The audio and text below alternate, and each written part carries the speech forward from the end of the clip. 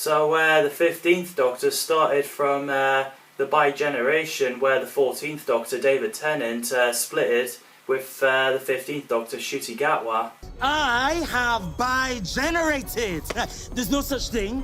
Bi-generation is supposed to be a myth. Dealing with the toy maker and saying his goodbyes, and goes off to another ventures. Now, you two, if you don't mind, there is a great big universe out there, Colin, and I've got to get going. So off you pop.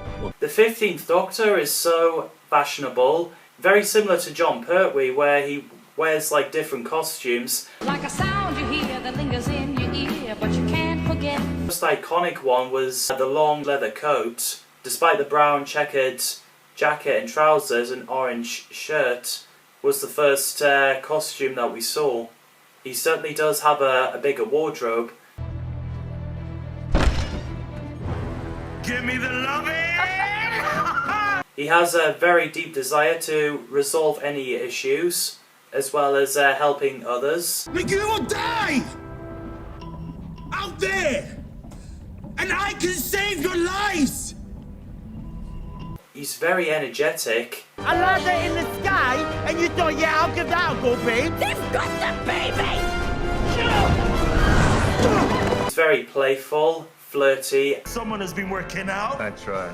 I get busy, you know. Looking good, sir. And he's also emotional. A lot of people seem to criticise this Doctor crying, which I don't think there's anything wrong with it. Because, well, why can't the Doctor have emotions, given the fact that the trauma that he's been going through? Then why are you crying?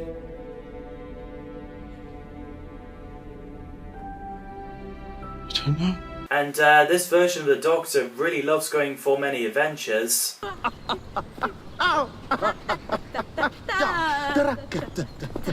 And he's also very mischievous as well.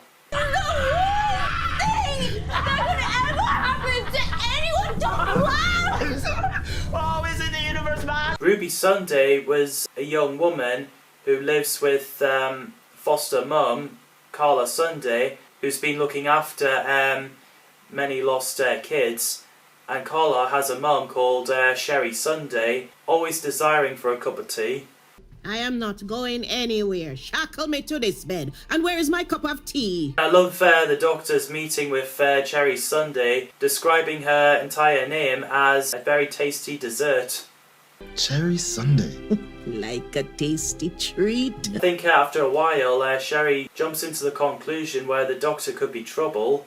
And the reason why Cherry didn't want to move into another room because she wanted to stay with her daughter Carla, which is understandable. Back to Ruby Sunday, the reason why she lives with Carla because her mum, as the story began on the church on Ruby Road, was very mysterious. She had a hood up and she dropped Ruby outside the church on a Ruby Road, which was Christmas Eve 2004.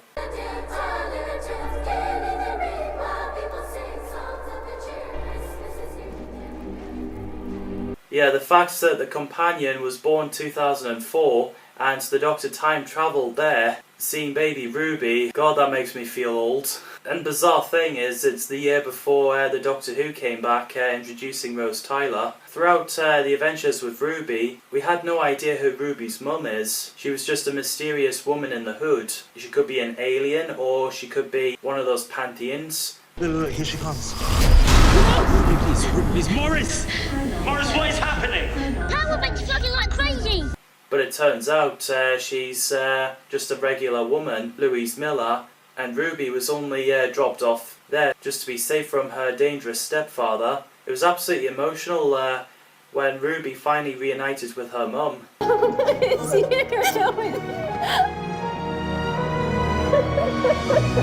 That kind of story does remind me of Rey from The Last Jedi, when her parents turned out to be nobody, after speculating that her parents could be someone that we know, like Luke Skywalker, Han and Leia, but of course in Rise of Skywalker we found out that Rey is actually Palpatine's granddaughter.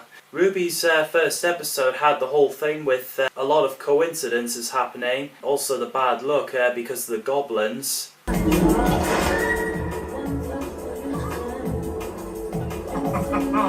Careful! Thank you! Who obviously causes trouble, and as they kidnap the baby, and it was pretty cool that the Doctor and Ruby climbed on the ladder and rescued the baby. And the bizarre thing is that they sing with the goblins. Meet my friend, she's Ruby Sunday.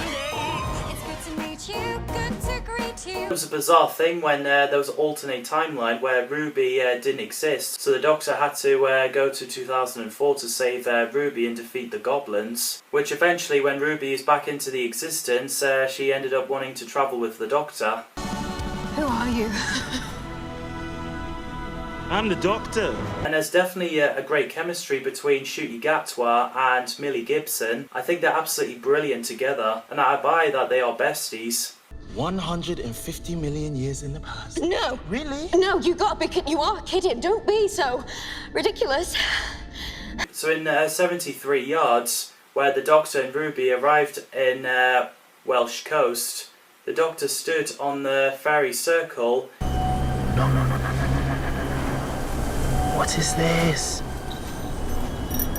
Oh, it's a circle. Someone made this. Where he disappeared suddenly, and Ruby is living in her unfortunate life without the Doctor, and this mysterious woman who is 73 yards away from her, which I think is pretty scary. There was just everything about the episode, it was just absolutely love. And if anyone goes near that woman, they just run away, and they hate on Ruby Sunday.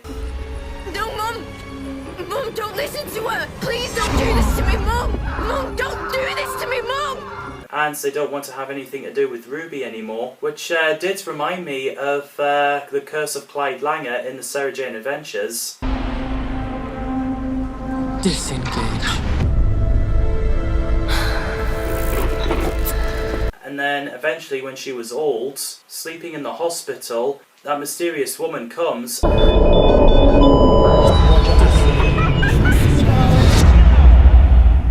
was sorry it took so long. It reveals that's actually Ruby all along, making sure that the Doctor and Ruby don't stand on the fairy circle, and, well, she's gone, and continuing with the adventures of the Doctor and Ruby. 73 yards is my favourite Ncuti's first season.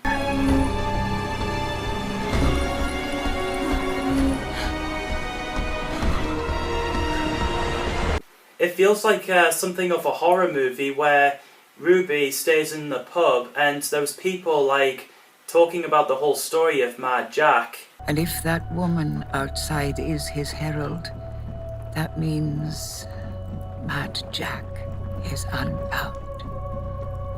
But it turns out it was all just a joke and pretty much making fun of Ruby. It's him, oh my god, it's him.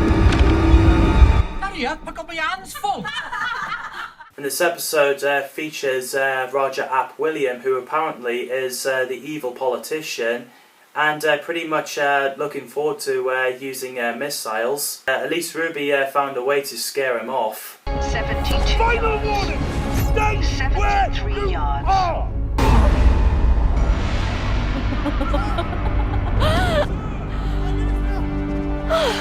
So Melanie Bush is finally back.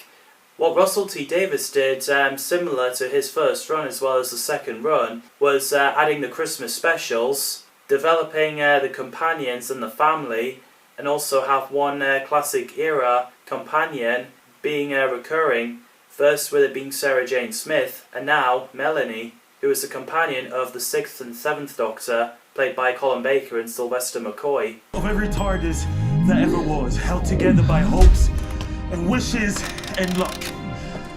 It was so great to see Bonnie Langford back, and I think she does it very well.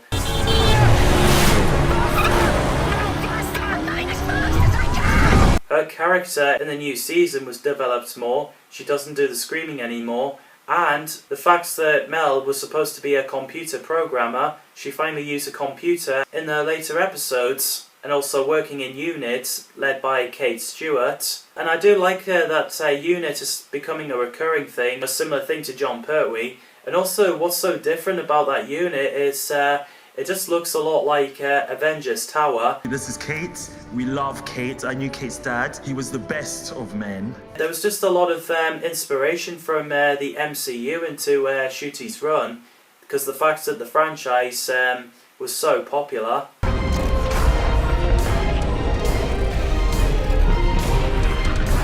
The pantheons are the gods of a lot of things. Like I said, the toy maker is the god of games. The toy maker has a child who is a drag queen called Maestro, the god of music.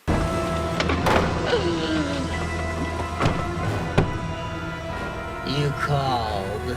And I love Maestro's entrance where they're like, ta-da! Maestro's an interesting villain. The fact that they take away the souls of music, where the music just ends up no longer existing, and it tells the story on what the world would be like without music. The life would just be depressing, and it just shows that music means a lot to people.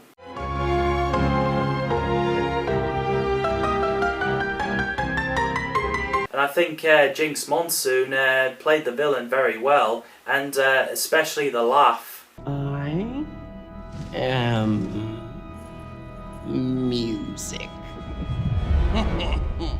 What was so effective and scary was that while the Doctor and Ruby hid, as Maestro was looking for them, the Doctor used his sonic screwdriver to make everything so quiet. That was well done.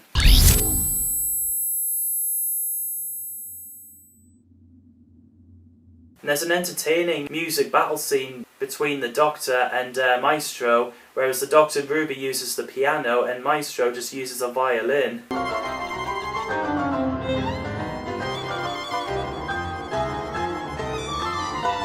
And it's so cool that they can trap anyone into a musical instrument.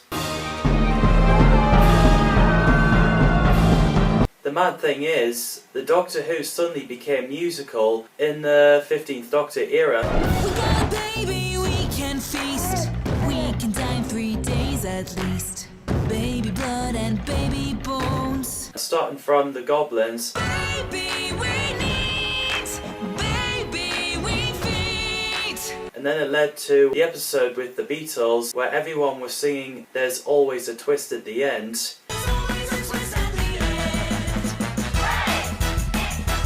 Which I'm not entirely sure if that's a reference to Susan Twist, who appears playing different characters in every episode of Series 14, or Season 1, whichever you call it.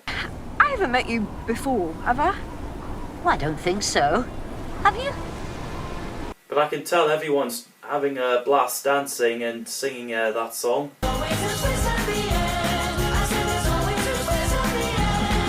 And then there's the Interstellar Song Contest, where it's best known for, where Dugadoo makes a brief cameo.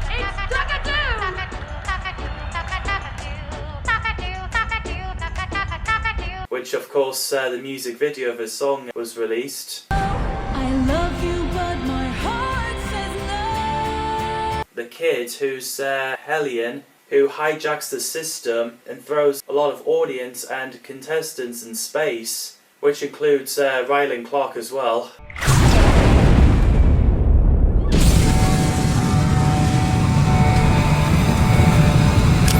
What happened to those Hellion race is that apparently the company from the song contest destroyed their planet and their race, so of course he wanted revenge. And I think that episode caused a bit of controversy because of the Doctor's tortured scene. How many people did you want to kill? 3 trillion! How about we try this 3 trillion times? I was not expecting to see that. When that happened, I was like, whoa! And there's a great song for the tribute of the planet.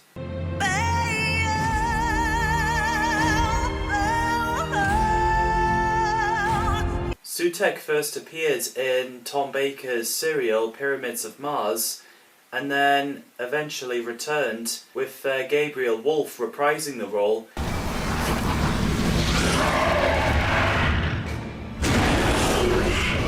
Still terrifying, the way he roared and the voice as well. I am Sutekh, the god of death. The Sutekh, the god of death, turned the entire population into dust, just like Thanos in Avengers Infinity War. Birds will sing again. There will be birds. The bizarre thing was where the Doctor puts Sutek on the lead and takes him for a walk in the vortex, which I think it became very memeable. What happens if you bring death to death? You bring life! Lux, the God of Light, was very fascinating because he took the form of a cartoon character called Mr. Ring-a-Ding. Don't make me laugh, because it sounds like this.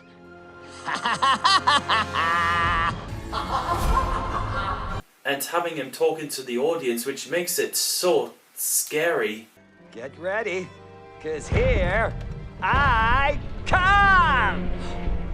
We're going 3D! And it's fun seeing Lux singing right in front of the Doctor and Belinda in the cinema. I'm Mr. Ring-a-Ding, I make your heart bells sing. Please don't make me laugh, just take my autograph. But then the light made it more 3D. Absolutely terrifying. I'm not going to be surprised if it gives any children nightmares, which that episode was set in 1950s. I am real. After when people at the cinema meet the Lux disguised as Mr. Ring-a-Ding, that's where they went missing, but that's until the Doctor and Belinda sorted it. And it was so cool that they got to meet the fans. How do you know that? Who are you? We're your biggest fans! Oh my god, you're real! A weird thing about this episode is that they became cartoons on TV, like similar style to the 1950s. I think we're being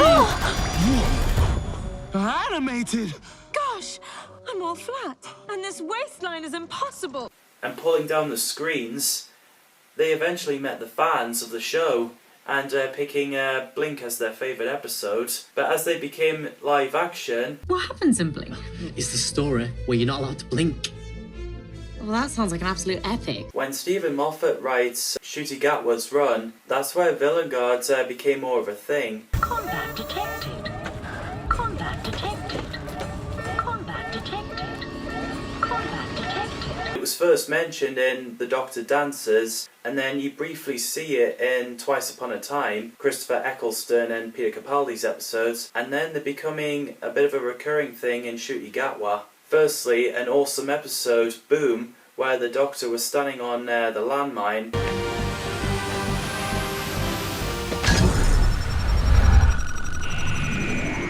That's where he and Ruby encountered the villain guard ambulance, the artificial ambulance, which I thought they're pretty cool. The ambulance killed him. Bolts and bread. Bolts and bread.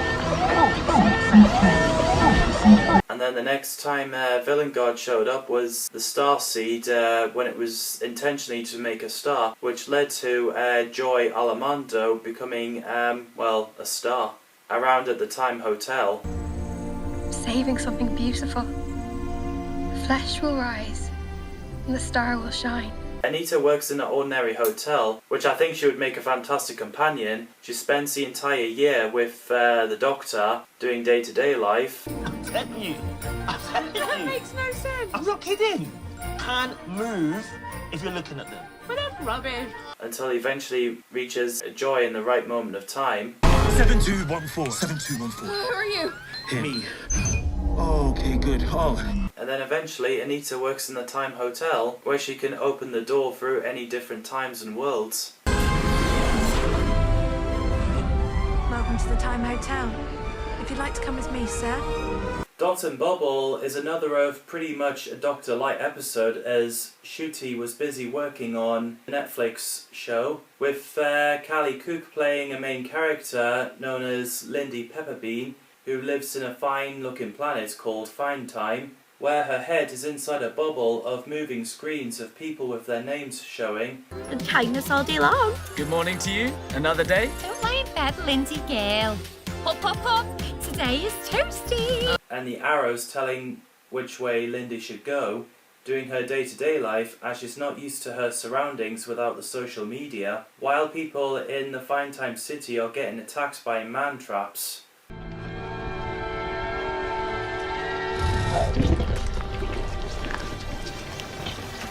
What I find really emotional is where the Doctor begged people so hard to get inside the TARDIS with him, so he can save their lives, but the residents refuse it because of his skin colour. I didn't notice that every resident was white until I watched Doctor Who Unleashed. It was so heartbreaking. So the racist people sailed away on the boat with no chance of survival. We couldn't travel with you. Why not? Because you, sir, are not one of us. Jonathan Groff plays Rogue, who's sort of a trigger-happy space bounty hunter. Planet, I've been paid good money to find you. Okay, firstly, Doc. No thank you, sir, please. Secondly, you are a bounty hunter. He does give off a bit of Captain Jack vibes, but sort of different. I know.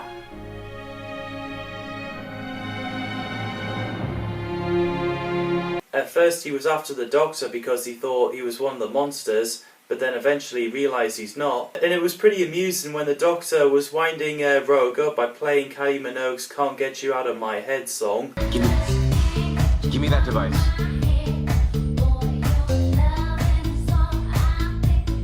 Now. Which strangely Kylie Minogue once played a one-off companion, Astrid Peth. And there was a lovely moment between the Doctor and Rogue where they kissed. It was really emotional, where Rogue dropped himself in the reality world along with the shapeshifter. Find me.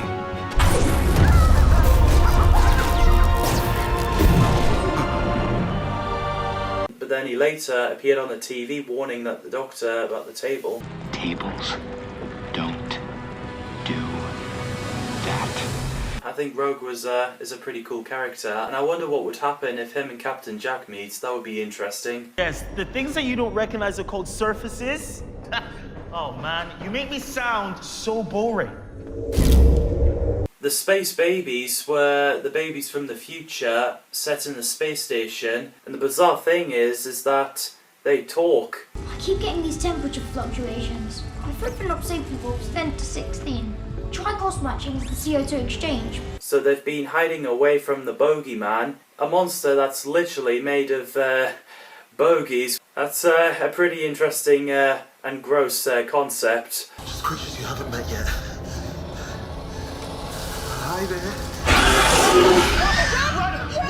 The leader of the space babies, known as Poppy, later became the story arc for the next season, which many people would guess that she could be the Doctor's daughter, but obviously that idea got changed, but still became Belinda's daughter in somewhere, which maybe that's an alternate timeline.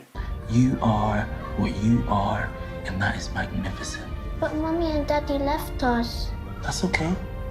Mine did too. Where a lot of fans noticed Poppy in the background in the story in the engine. Belinda Chandra is a nurse. I think some people might come up with a theory that she could be related to Ronnie Chandra from the Sarah Jane Adventures, but as of time recording it's never been said. You saved my life. Thank you.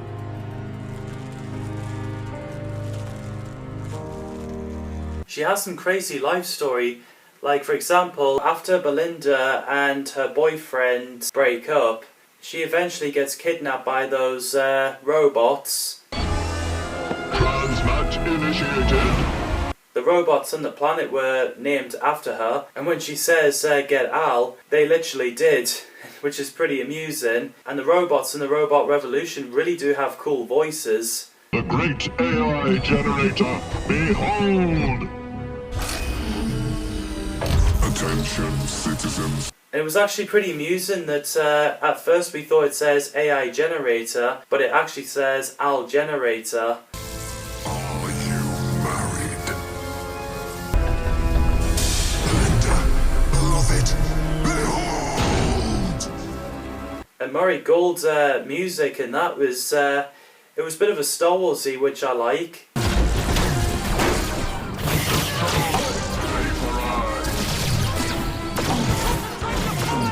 And there's a cool R2-D2 Johnny 5 and Wally kind of robot. The one that cleans the entire floor kept saying polish, polish. I wouldn't mind to have one in my house. The pathway for Miss Belinda Chandra must be cleaned and polished. Right. Thanks. What I loved about Belinda is that when Belinda came into the TARDIS with the Doctor, Very similar to Ian and Barbara, she doesn't want to travel with the Doctor, she just wants to go home. I am not one of your adventures. And what I also love about her, she criticised the Doctor for testing her DNA without permission, because I think we would react the same way if we were in that position. You tested my DNA without even asking my permission. God. You're dangerous. Learning that Monday Flynn, who appeared in Boom, is Belinda's descendant, as are both played by Verada Sethiu. You are the explosive. I'm a Time Lord. Not a human, I'm a Time Lord. Doctor! So after a while, I think Belinda grew on the Doctor and enjoying the ventures. There's song contest like in Australia and then space. I knew it! I knew that you would enjoy it, finally, being with me. Then, in the alternate timeline, that's when her and the Doctor had, a daughter called Poppy, which, like I said, the captain of the Space Baby. But in another timeline, Poppy was still Belinda's daughter, but not the Doctor's. And I think she's an underrated companion. My favourite episode of the 15th Doctor is The Well.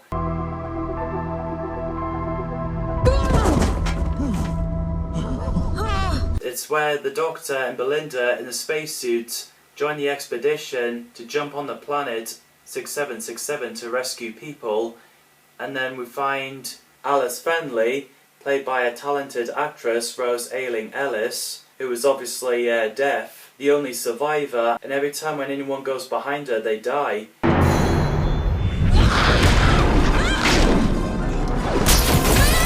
And what was so cool that whatever possessed her was actually the Midnight entity, which last appeared in the episode Midnight. It was definitely one of the best reveals ever. It was called Midnight. I've been here before. Midnight entity, same as ever, is terrifying.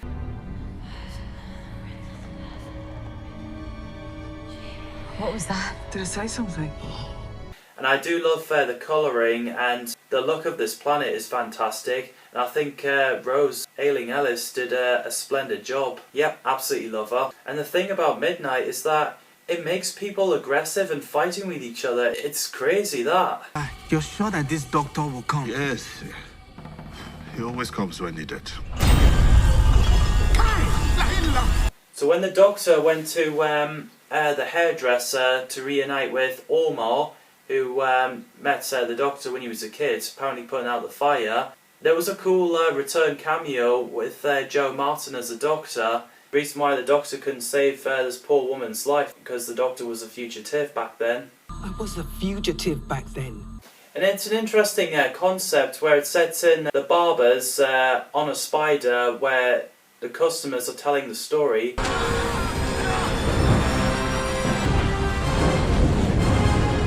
And there's also the barber serving the god.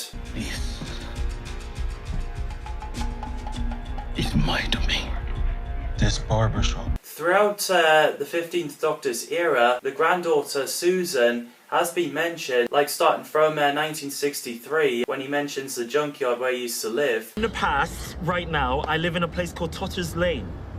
1963, I parked the TARDIS in a junkyard, and I lived there with my granddaughter Susan. And then he thought Susan Triad could be his granddaughter regenerated. She's called Susan. Is that significant?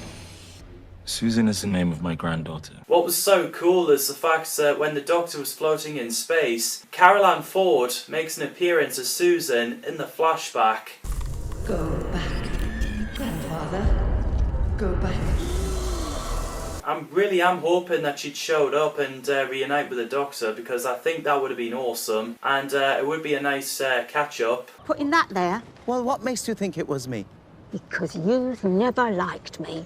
I've seen you looking. Mrs. Flood was a mysterious neighbour who lives with Ruby, but also lives with Belinda, and a lot of us are wondering how on earth can Mrs. Flood can live with those two at the exact same time. Plus, Anita Dobson does a good job with it, and she does get in the habit of breaking the fourth wall. Never seen a TARDIS before. But she revealed to be the Doctor's old nemesis, the Rani. Let battle begin. as she biogenerated, splitting into two, whereas the other one was Archie Punjabi. A Rani, while I'm the Rani. The definite article, so to speak. They're absolutely so good together. I'm not a child. Well, you're my child in a manner of speaking. And I thought she was absolutely phenomenal. And I love the reunion with Mel. And I do get a bit of Kate O'Mara vibes from her. And Melanie, we meet again. I thought you'd be dead. I thought there's no way that painted doll of a princess could ever survive. Conrad is recruited by both Ranis. Who are you? Oh, I'm the governor. And it's your lucky day.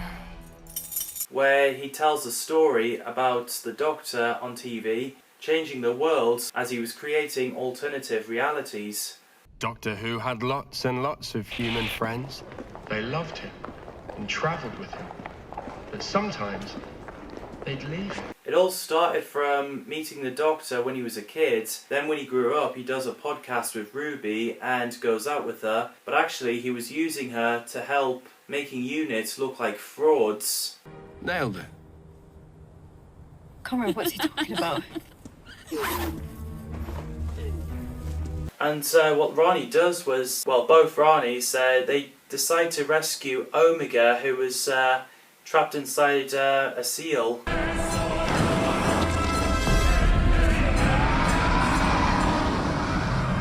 Ronnie, get back. So Rani lets Omega out of the prison. I didn't expect Omega to show up as a skeleton. The god of time, with Time Lords to feast upon.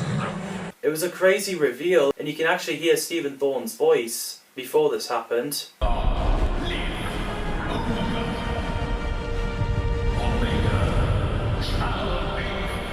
And I also never expect Omega to devour Rani while Mrs. Flood disappears away.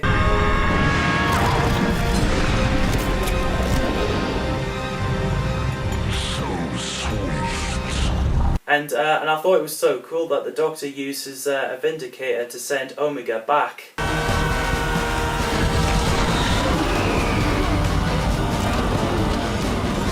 And I think the best thing about Reality War was that Jodie Whittaker, the 13th Doctor, showed up. I was the best. Okay, let's say best male. But don't tell the others. What? It's like that she never left. Blimey, you're gorgeous. Your face is absolutely beautiful. And I also love the fact that Yaz gets mentioned. I love you. I never say things like that. That's why you got me. I should say that to Yaz. So, as the Doctor says his goodbyes to Belinda and everyone, he forces himself to regenerate. Joy to the world! What's so different is that we get a surprise regeneration. He regenerates into Billy Piper, which is absolutely mad. People's opinions about that was pretty divisive, similar to how they react to Robert Downey Jr. as Dr. Doom. And I must admit, I am really sad that Ncuti Gatwa left so soon. I just think he left too soon, and he didn't even get to face the Daleks, Cybermen, and the Master, which is a pity, because I think Ncuti is absolutely fantastic. Strange. I'm just absolutely gutted that he left, and I do hope that he would come back.